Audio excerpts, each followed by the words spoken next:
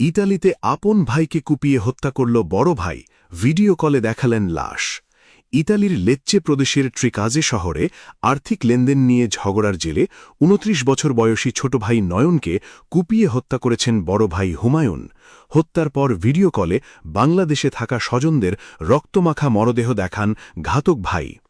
ইতালির লেচ্চে প্রদেশের ত্রিকাজে শহরের একটি অ্যাপার্টমেন্টে দুই বাংলাদেশি ভাইয়ের ঝগড়া থেকে এই ভয়াবহ হত্যাকাণ্ডের সূত্রপাত।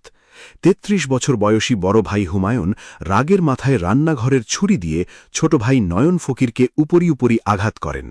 গুরুতর আহত নয়নকে উদ্ধার করতে দ্রুত চিকিৎসকরা আসলেও অতিরিক্ত রক্তক্ষরণে ঘটনাস্থলেই তার মৃত্যু হয়।